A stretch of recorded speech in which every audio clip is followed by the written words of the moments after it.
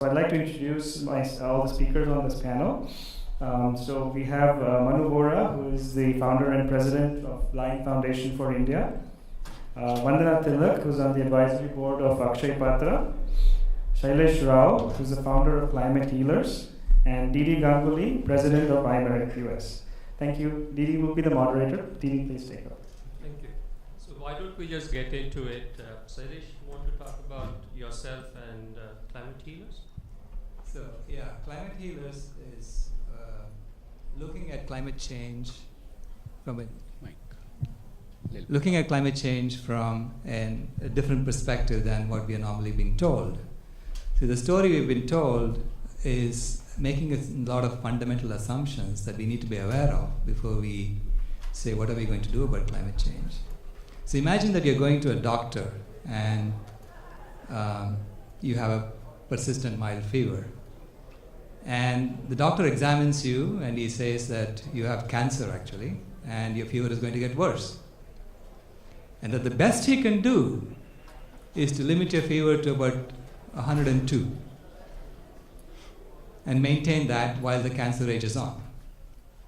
What he doesn't tell you is that if you change what you're smoking, if you change what you're eating, if you change your lifestyle, you can actually reverse your cancer.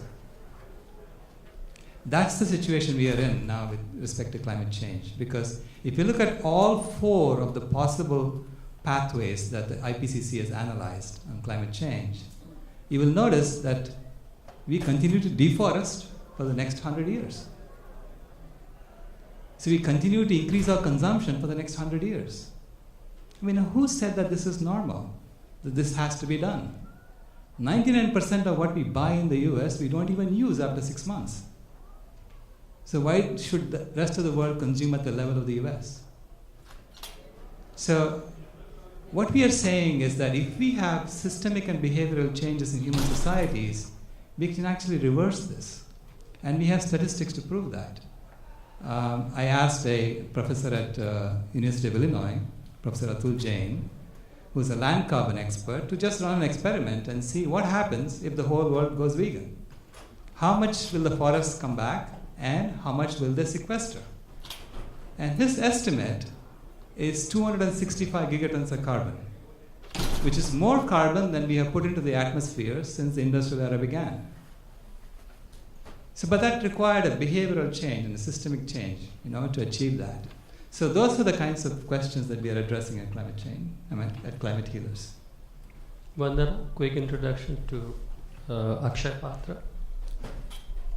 Akshay Patra means the bottomless bowl, and the people who work in it believe in that philosophy, we live that philosophy. What do? Right now, we feed 1.4 million children in schools every day. That's 329 million meals a year. We have our own kitchens that are 3-story gravity-based kitchens based on amazing technology that's developed by IIT engineers. And we cook the food and transport it in hot containers in our own trucks to 10,600 schools in 10 states in India as of now. We are in the process of increasing that.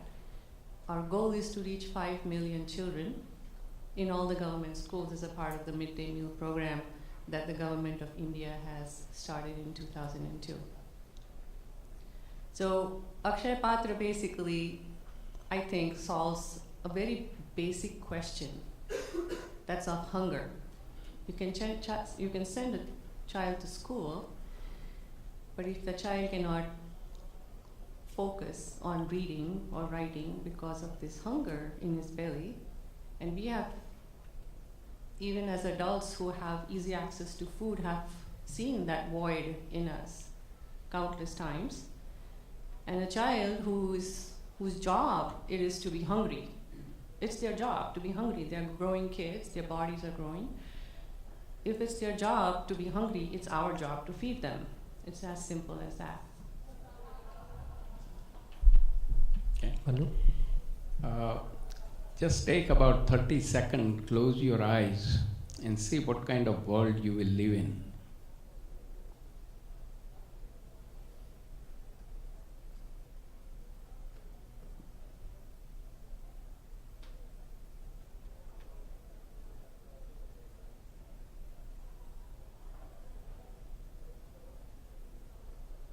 Okay.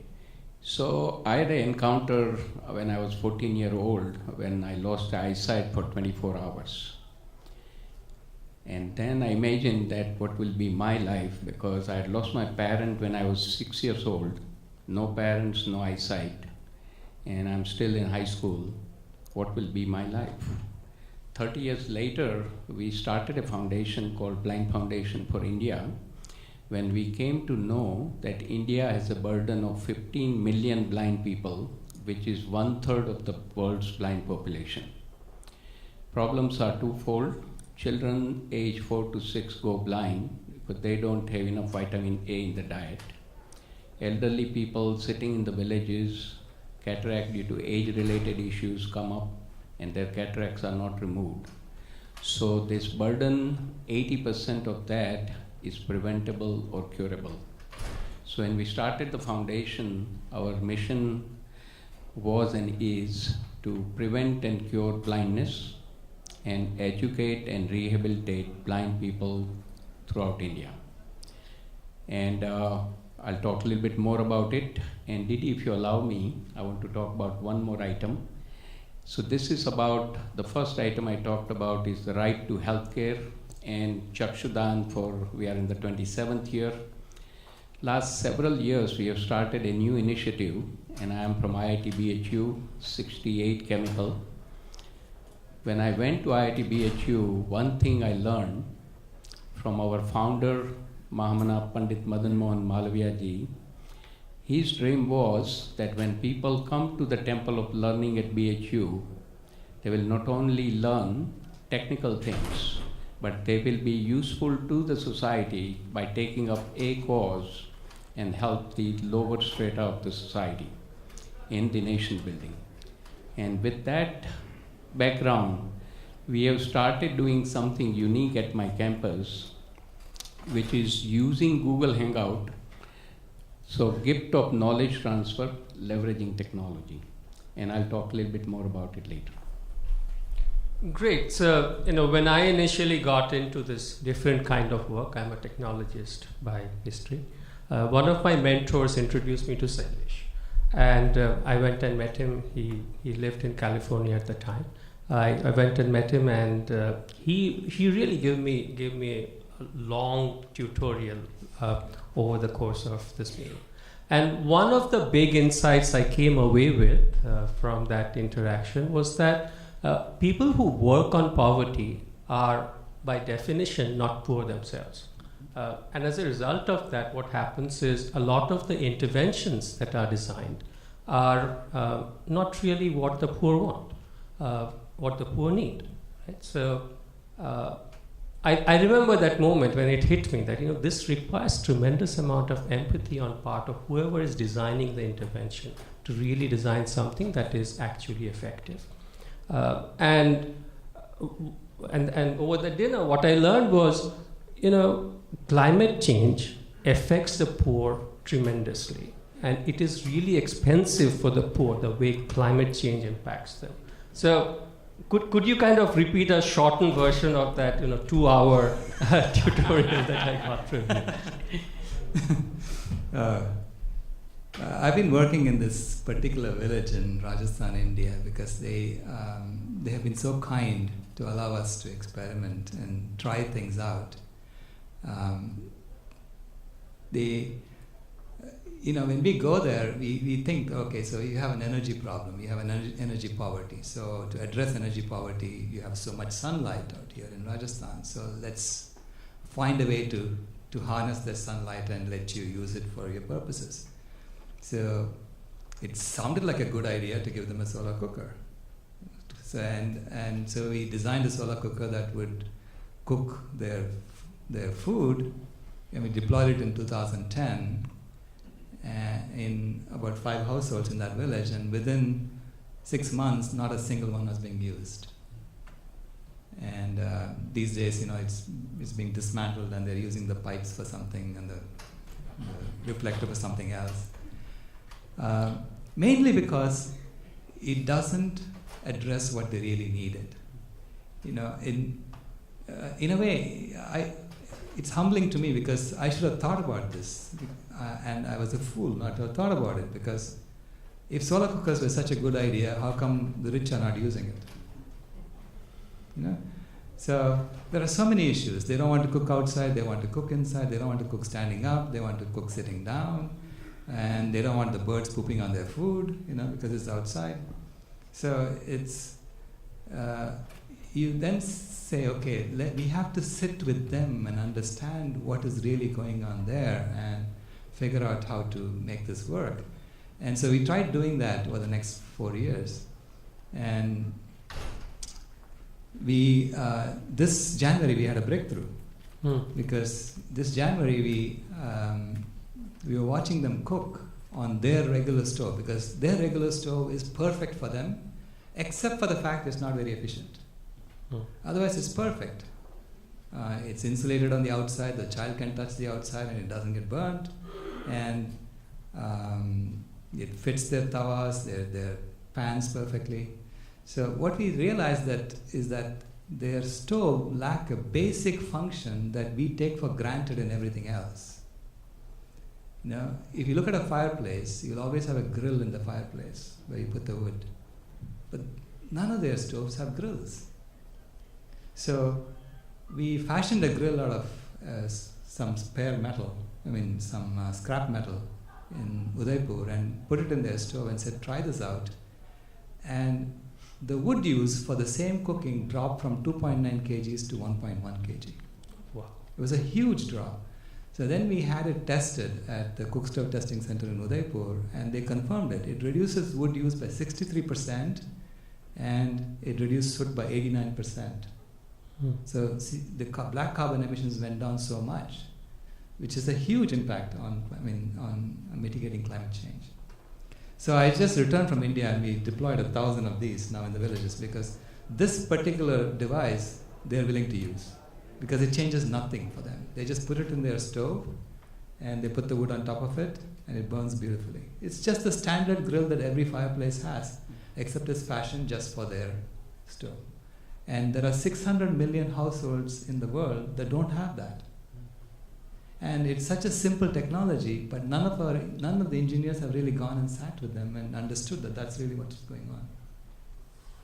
And the other thing that I remember from that dinner is not that I have a good memory, it's just that he said some stunning things.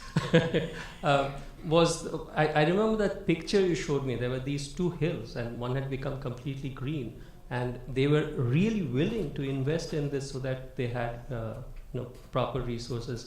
Could you just briefly talk about that, please? Yeah, so they live in an area where the soil is still very fertile, but the trees have died because the livestock that they use eat up anything new that's growing, and the firewood extraction then takes away all the old growth forests. So essentially the forest is being attacked from below and from above, but the soil is still very good, and the rains are still coming. So India is very fortunate in that sense that the monsoons are still there.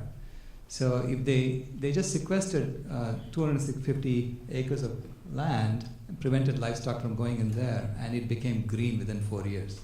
The forest was coming back. There was leopard footprints in that area. It was amazing. So it tells us the potential of reforestation that can happen if we allow land to go back. The reason there is livestock production in that area is not because they really need it, because that's their only source of income. Because they sell the goats. And every goat fetches them 5,000 rupees. So then they count on that. For every year, they need to sell at least 10 goats to make enough money so they can buy other things that they need. And goats, when they finish with an area, there's nothing left. Because they eat everything, including the roots. And those goats are being eaten in the Middle East. So here we are taking the biomass from Rajasthan and shipping it to the Middle East, and in return sending them cash so that they can buy plastic stuff. It doesn't make any sense, right, from a system standpoint. So you touched upon how expensive it is, climate change. Manu, could you talk? You spoke briefly about your childhood experience. The expense of blindness on the poor? How expensive it is, the impact? Right, so let's take the case of a child between the age of 4 to 6.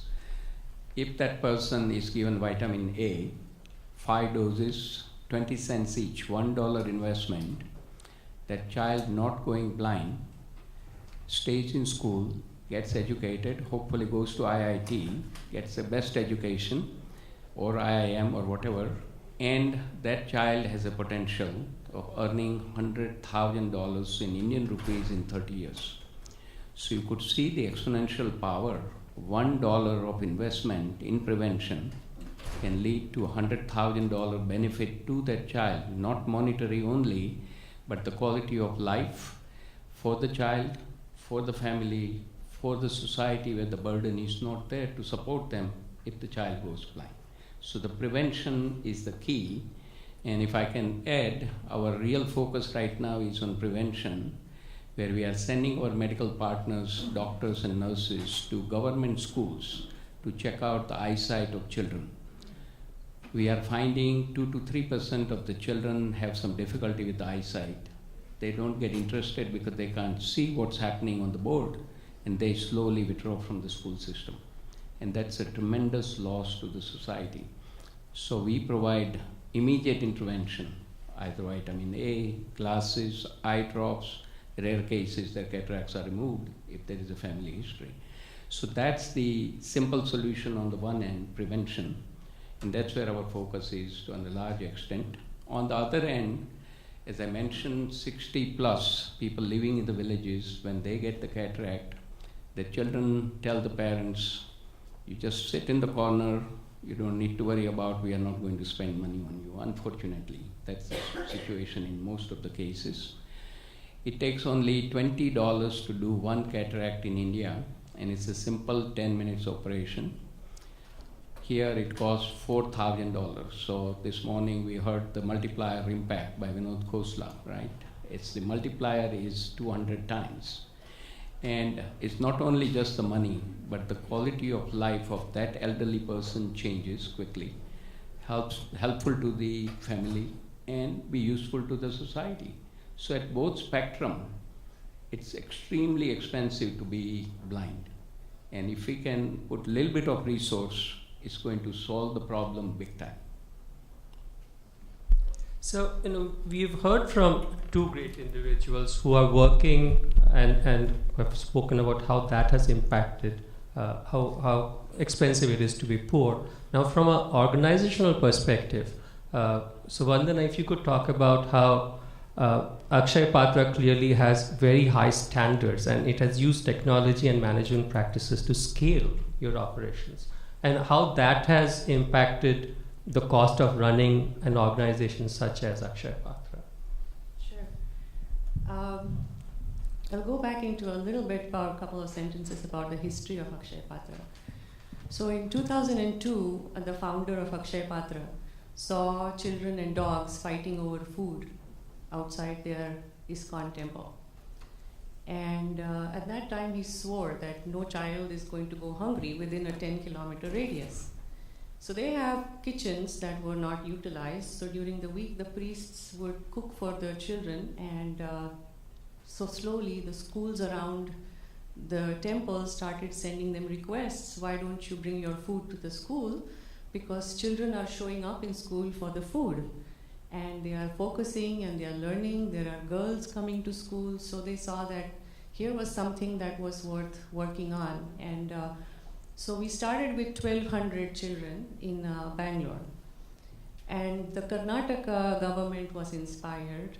Mrs. Sudha Murthy, who is one of the founders of Akshay Patra, she encouraged more technology to be put into. The founder was also a civil engineer from IIT, so that was, I think that was all the pieces that were needed for putting this puzzle together. And they started a kitchen with 40,000 capacity in Hubli. So going from talking about how we scaled up from 1,200 to 1.4 million children, there are about 3-4 things that are very prominent without going into the entire business model of Akshay Patra. The first one would be to focus. When you go to a school and you're feeding children, the easy thing that a lot of people would be distracted by was to, why don't you focus a little bit on education, improving the teachers, improving all the cleanliness, improving the hygiene, improving.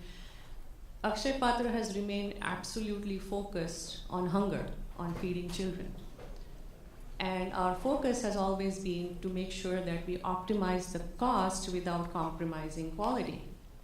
Our founders have often said that the biggest certificate or the biggest thing that disappointed them that day and any given day during this whole last 15 years would be that food comes back.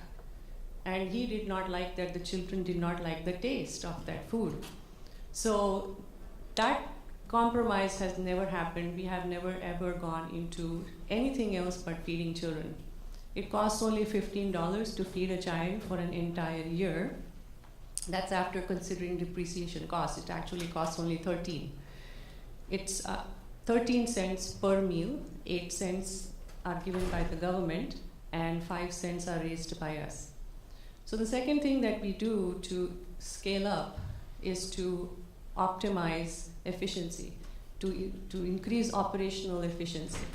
And we do this by 3 ways. One rupee is given by the government. We raise another rupee. And the third rupee is achieved by operational efficiency. And that's a 3x. If you look at the transmission losses that happen, if the government gives you money, you usually get 25 paise for each rupee that you get from them.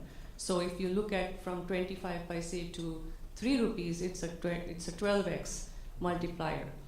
That's a straight efficiency, and to achieve that, the third point is that we collaborate with companies like Infosys, with Tata, with Cisco, with MIT, with NYU, with AIM, with IIT, and pretty much every large business or small business that has come forward and said, we love you, we'll say, okay, cool, let us help us with this. And they have come forward and helped and put really amazing models together. The equation now stands that for every rupee that we save in our business, it translates into feeding 30,000 more children. And we don't take this very lightly. So we just heard this morning from our CEO in India that at Varanasi, where it also happens to be Prime Minister Modi's constituency, they have given us land that will be able to feed 400,000 children and that will cook in an hour of 6.5 hours. That's cooking 400,000 meals in 6.5 hours. So you can imagine what goes into it. It's not just the size, it's the technology. It's using steam to increase the amount of speed and the heat that's required to cook rice. There are cauldrons that cook 5,000 batches of rice for children. You know, in going all of these numbers, I always go into the heart of the subject, which is when I used to go and visit the kitchen, and I would encourage every single person. It's a kitchen like your mother's kitchen. It's always open. You can go and visit it anytime, provided school is in session. And go and visit it anytime at 3 or 4 or 5 in the morning. You don't have anything. You don't have an agenda at 3, 4, 5 in the morning. It's perfect. You're jet lagged, go visit a kitchen. And I do all the time because I love the food over there. But when you go there, and I visited the schools afterwards, they transport up to about 60 kilometers from the centralized kitchen. You go there and you see, I was there at, where was I? In Jaipur, at one of the Jaipur schools. And I go there and there's all these kids sitting there, and the food comes in, and just before the food comes in, there's like little kids that come in, 3, 4 years old, and I said, what are these kids doing here? They are not even enrolled. They say, no, there's food, and they are 3 years old, and they will be able to eat in the same thali as their siblings. They live close by. So the mother says, okay, you just go today, and I can't feed you, why don't you go? It's their only meal for the day. On Mondays, we always send extra food so that they have not eaten over the weekend, but there's always a demand for more food on Monday mornings when school reopens. So I think, when I'm married to an IITian, I believe that, my husband keeps me on my toes, and I think Akshay Patra keeps us on our toes when it comes to taking care of these most marginalized children on the planet. But I think it's the best missionary work that's combined with the best business model. I still call Akshay Patra a business. It's run like a business with the heart and the spirituality of a missionary. So I think scaling up to 5 million by 2020 is not difficult. It's not impossible. It's just a word. And the biggest thing I heard the other day was by 2040 we want to shut it down. That's our exit strategy that every business should have, because we think we would have solved the problem by that time, that we would be able to have efficient businesses that would be able to feed people and not have a problem anymore. I really like what you said about focus, and focus being so important in solving these specific problems. Clearly, when we look at poverty as a whole and what we want to do about it, something that jumps out, as I have started interacting with young kids, 17, 18-year-olds, there was this one kid named Gopal. And Gopal, I was teaching them, of all things in the world, I was teaching these kids Google AdWords and Google Analytics. They were in Calcutta, I was here, I was doing it over Skype. Great fun. I went to Calcutta in summer, and I heard that Gopal was actually going to drop out of college. So I was concerned, really bright kid, brightest kid in my class. I didn't want him to drop out. And I asked him, how much is it going to cost? He said, 10,000 rupees, everything. His books, tuition, everything, tuition as in outside of the college tuition that was necessary would cost him 10,000 rupees. I said, fine, I'll take care of it. I'll talk with my wife, get her blessings, and then make sure it's okay. Hold on. And then I noticed, and this is where I come to the next phase of this conversation. Then I noticed that he had a shiny new Samsung phone. And I said, how much did this cost? I don't have a shiny new Samsung phone. How much did this cost? He says 10,000 rupees. So I said, you could sell this and you could then go and pay for your tuition. He said, yes. But why? And this is where he said to me in Bengali, I'll translate in Hindi, hopefully most of you will understand. He said, मैं दूसरों की तरह क्यों बन जाऊं?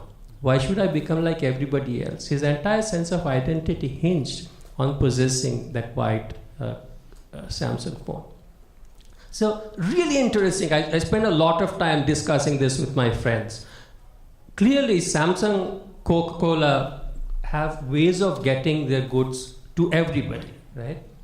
But there are a whole bunch of goods that the poor need and that do not get to the poor, right? And Sailesh, you have faced a whole bunch of these issues in your work.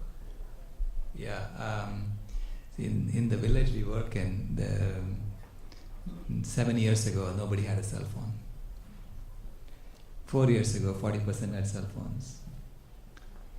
And I asked them, so where did you get these from? Because it's proliferating in the village. And they said the local contractor in Udaipur gave it to them for free. Wow. Because with that phone, the contractor can call them and ask them to come and do work in the city at half the price as the people in the city were asking. So it was a means to reduce cost in the capitalist system. So those goods that reduce cost in the capitalist system get to the village quickly. Other goods that they really need don't get to them because it has no benefit for the people who want to supply this. For instance, they for cooking their meal, they need spices, and they buy these spices in these little tiny packets where all of them are put together. Because the local guy, the shopkeeper, went to a retail shop in the city, bought, the spices and then mixed them up and put them in smaller packets, and he's actually selling them at roughly 5 to 10x. So there is a huge markup that happens because it's from retail you're going to sub-retail by the time they get to buy it. And they buy like enough for one meal at a time because they can afford 10 rupees today.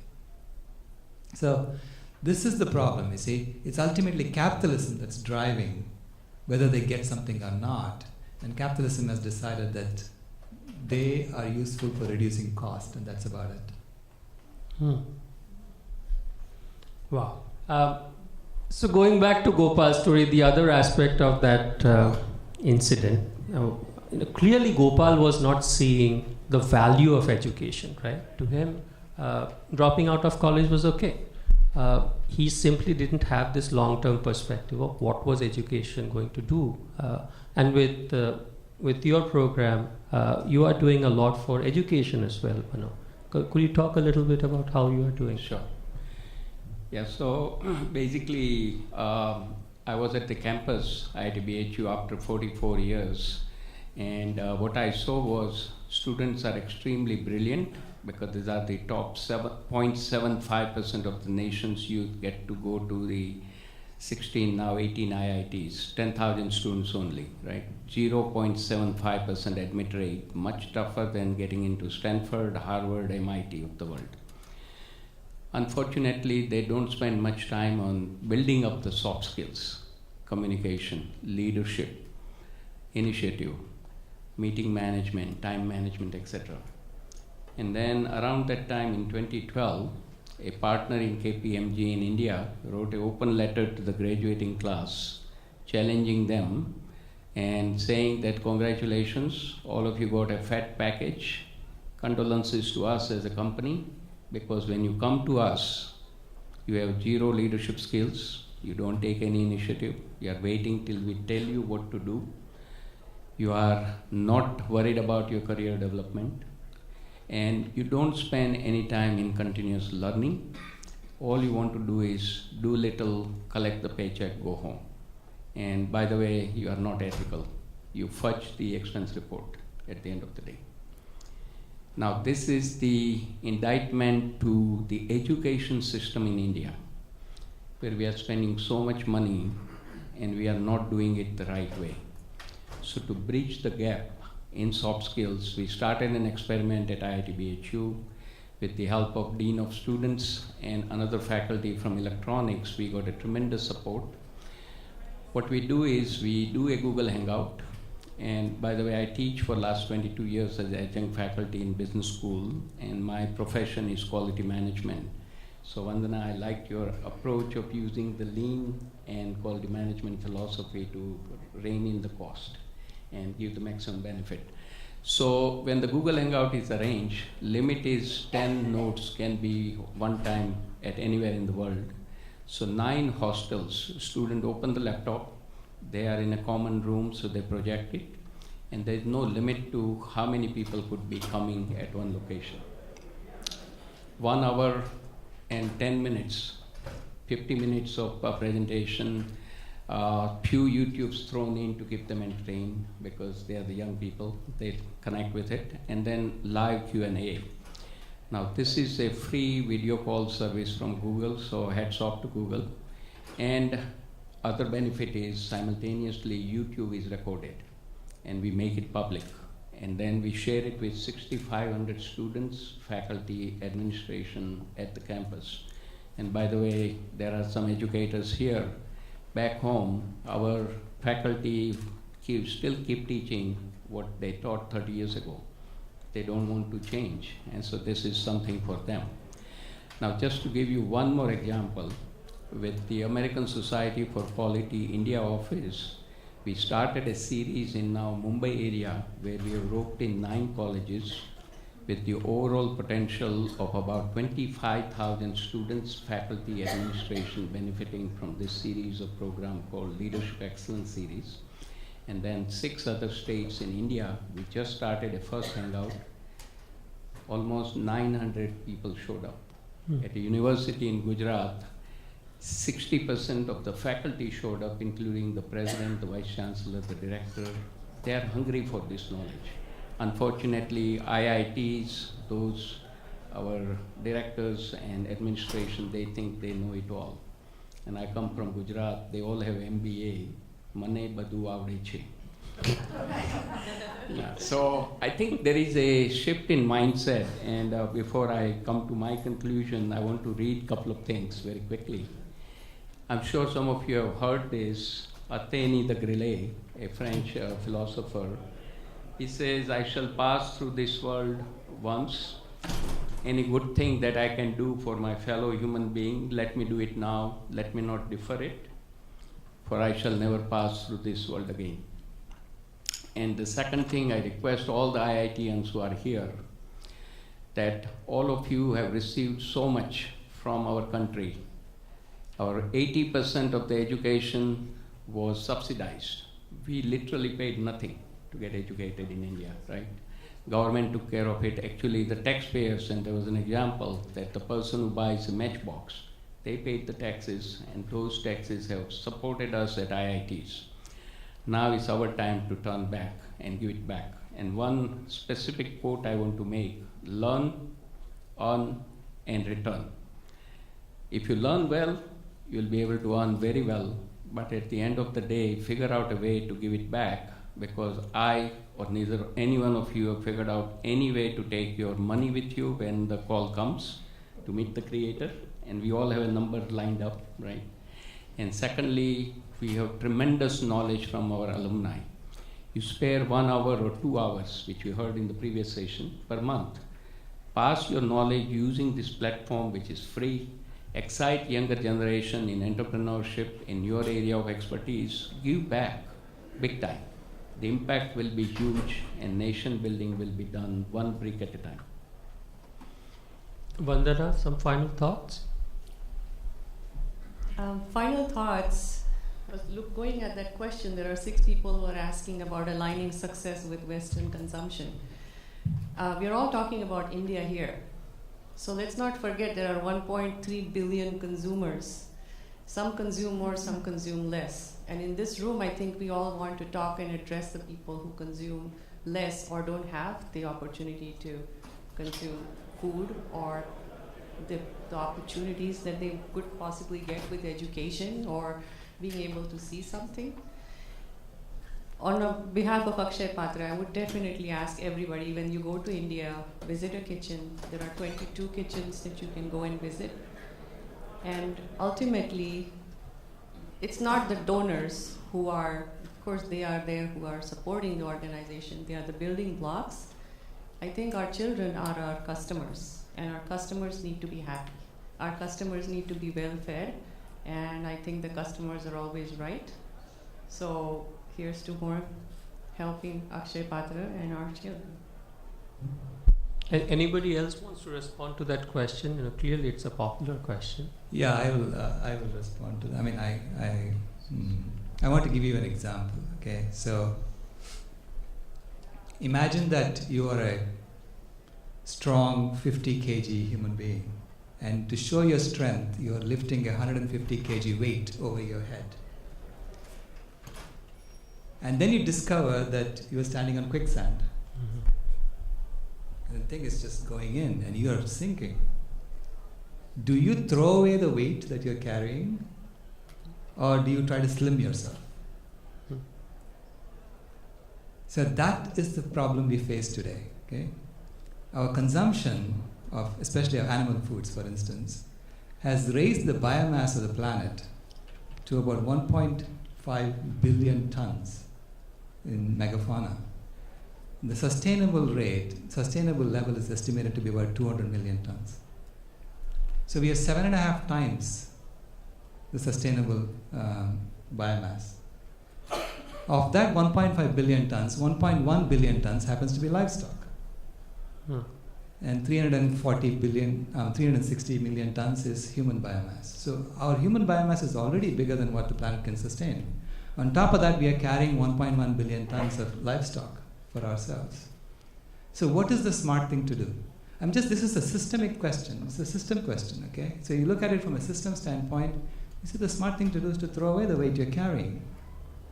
So it is not that we are trying to limit the others from having the same level of consumption that the West enjoyed. West didn't really enjoy it, okay?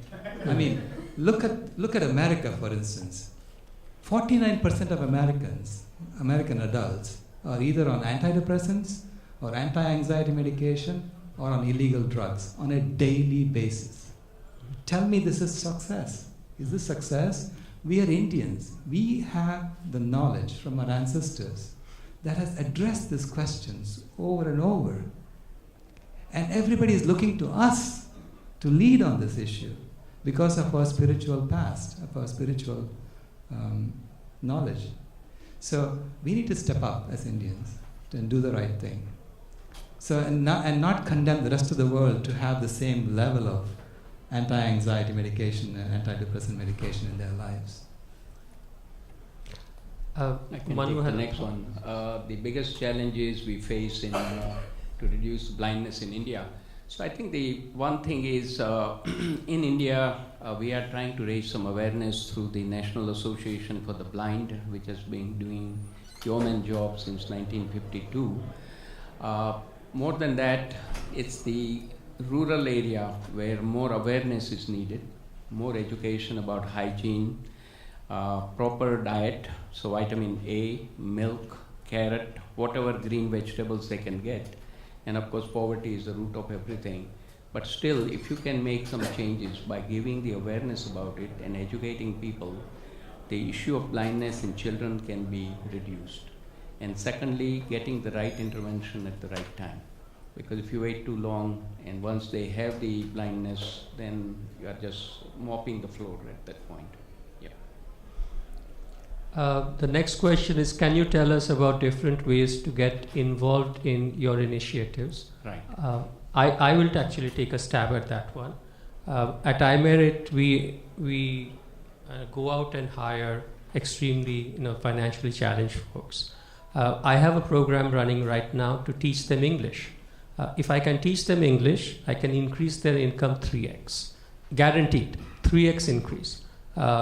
And you can help them by teaching them English. We have a curriculum. We have the Palo Alto High School actually running a pilot of this program right now. And if you drop me an email to dd@imerit.net, I'll put you in. If you want to teach English, teach English. If you want to teach project management, teach project management. Teach what you want. But we are not looking for donations. You have tremendous skills, each one of you. My daughter, who's a rising junior, is actually teaching two employees English. Each one of you can do it. It takes only 1 hour per week. That's all it takes. You'll absolutely transform an individual's life. So if you can teach them English, you can do it. That's my quick stab. Anybody else? One quick addition to that. Do you take motivational speakers? Motivational speakers. Happy to look into it, absolutely. Well, funding, our website is foodforeducation.org. You can write to me if you would like to volunteer. My email is vandanatilak@gmail.com. If you Google me, you will find me all over the place. I've Googled myself. And to get involved with the Blind Foundation, most of you have a flyer. If not, we have extra flyers. The more than that money, I think it's the question of time and talent. And I'm talking about from the education sector now. All the alumni, you combine IITs, IIMs, and NITs of the world, living all over the world. If they can provide their talent and time, and then money if they have extra, and that can make a tremendous difference in India. So one quote comes to mind is from JFK. For of those to whom much is given, much is required. And that applies to everybody in this room, everybody at this conference, and all the IITians. We have taken so much out from our motherland. Time is now to give it back. As far as Climate Healers is concerned, you are all already involved in it. Climate change is not something that one or two people are going to solve. We are all in this together. And we are going to fight it, and we are going to win. Thank you. Thank you. Climate change, do you consider pollution, the human cost of pollution also under your objective? It's all connected, yeah. So we need some help. We have a startup on pollution. No, we have a startup on healing the climate. No, I have a startup on pollution. Okay. First of a kind, we do consumer grade insights to people, anybody, for free in Beijing and New Delhi. We are launching in 1 month. And we have some funds. So we can sponsor something. If you have a program which is related to, ask the one, Vora, I'll show you what we deployed, yeah, definitely. Okay. I'm sorry, I am being told that I'm out of time. We'll be right here. But let's have this last question and then wrap up.